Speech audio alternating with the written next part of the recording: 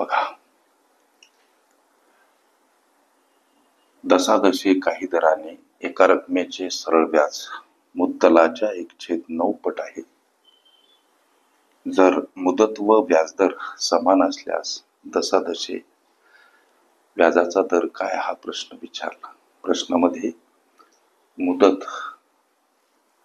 आणि व्याजदर समान आहे, म्हणजे मुदत उदाहरणार्थ x समजू आणि व्याजदर सुद्धा x येणार, का तर मुदत आणि व्याजदर समान. उत्तराप्रत जायचं कसं लेकरांनो, इथं मुद्दल उदाहरणार्थ 100 रुपये.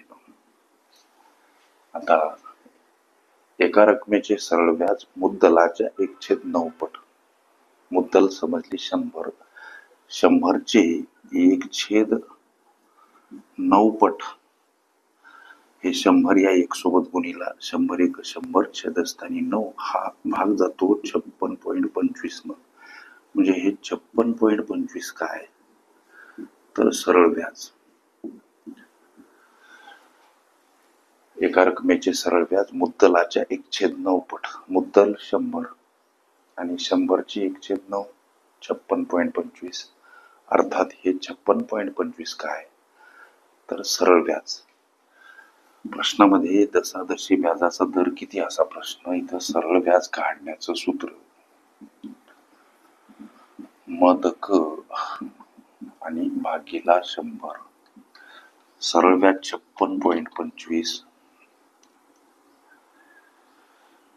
समोर मुद्दल 100, दर हा x गृहीत धरलेला आणि मुदत म्हणजेच काळ x गृहीत धरलेली छेदस्थानी 100, 100 ला 100 खलास 56.25 बराबर x गुणिला x.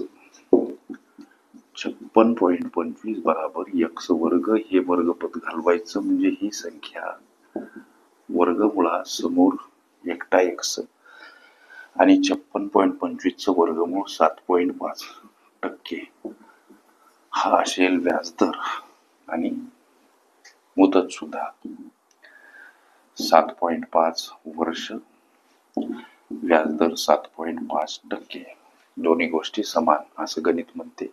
प्रश्नामध्ये दसादशी व्याजाचा दर विचारला. उत्तर 7.5% पर्याय क्रमांक डी मध्ये दर्शवलेला आहे. ओके. व्याजदर काढणे ही माझी प्लेलिस्ट अवश्य बघा.